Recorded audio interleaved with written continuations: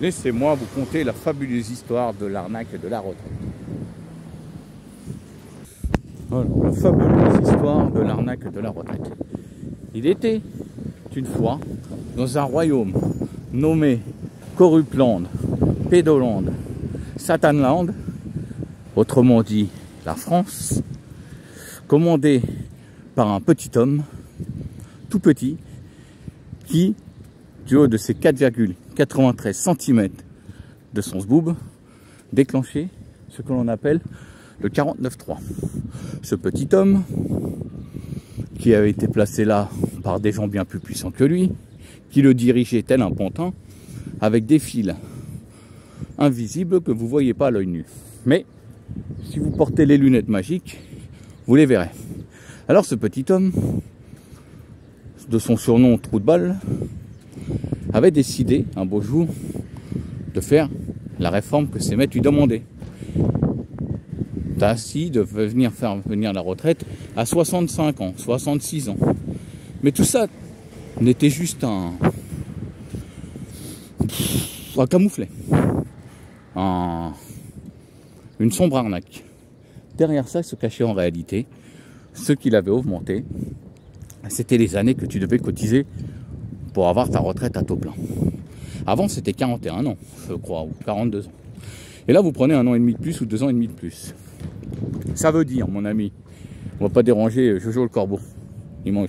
Mais non, moi, Jojo le corbeau. Moi, j'ai la mayonnaise. Et vous prenez 1 an et demi, voire 2 ans et demi de plus. Ce petit homme, qui était malin, enfin qui se disait malin et rusé, tel un renard, à qui on avait coupé la queue, bien sûr, eh bien, ses maîtres lui avaient dit, tu feras croire aux gens que la retraite, c'est 64 ans, mais en fait, dans ton projet, dans notre projet, tu oublieras de parler que c'est 43 ans et demi de cotisation. Comme ça, le con qui usa son froc Lévis ou Caporal, ou je ne sais pas de quelle marque, sur le siège d'une école, et qui se disait révolutionnaire et anticapitaliste, qui, à la moindre occasion, sortait un iPhone dernier cric pour filmer les exactions de ses amis. Roulage de poubelle et compagnie, insultes envers les bleus à moitié mongols aussi, qui nous disaient ACAB, ACAB, ACAB. Peut-être que ce mot-là, par ce mot-là, il voulait dire qu'il voulait du crabe, du crabe, du crabe. Je ne sais pas. Voilà. Alors, l'anticapitaliste bobo, qui va à l'école avec des habits à plus de 500 € et un téléphone dernier cric à 1400 € et des Nike dernier cric, qui se dit anticapitaliste, et qui n'aime pas la société, mais dont lui-même fait partie.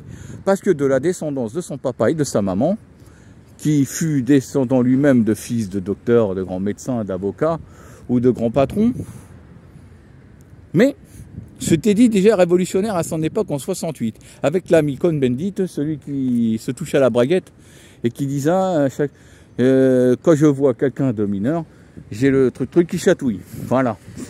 En fait, la même révolution que 1789, en mai 68, et celle qui arrive maintenant, c'est exactement la même.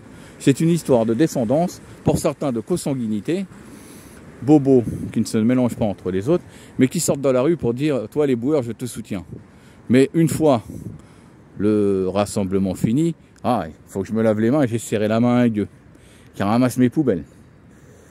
Oui, tout ça qui est de l'enfumage, comme le petit trou-duc placé là, qui vous a fait croire que vous sortez dans la rue pour une retraite que vous voulez pas à 64 ans. Mais en fait, on en revient au petit bobo, les 43 ans et demi d'annuité, comme ils appellent, d'année. Si tu commences à travailler comme tu es un petit bobo qui use tes affaires sur le banc de l'école, à 30 ans, il faudra que tu travailles jusqu'à 73 ans et demi. Bon, ce n'est pas que ton travail sera sûrement très très fatigant, tu pourras y arriver. Mais le problème derrière ça, c'est qu'en faisant cette double réforme de 43 ans et demi et de 64 ans, ce qui met dans la merde, c'est les ouvriers. Comme les gens qui s'occupent des constructions, des ravalements, du poste de bitume, des égoutiers et tout. Parce qu'eux travaillent plus jeunes, bien sûr, car le niveau d'études est moins long que pour un bobo parisien. ou un bobo d'ailleurs, alors c'est eux qui vont souffrir. Parce qu'ils vont bosser jusqu'à l'usure. Et quand ils devront s'arrêter à 64 ans, et parce que ça sera 64 ans, ils se seront fait avoir de 2 ans et demi d'annuité en plus, imposée, ben ils seront presque à l'usure. S'ils voient le ciel bleu, ou les nuages, parce qu'il y en a beaucoup, pendant 1 an et demi ou 2, ou 3 ans max, ou 5 ans max, ça sera déjà bien. Ça sera le jackpot pour lui.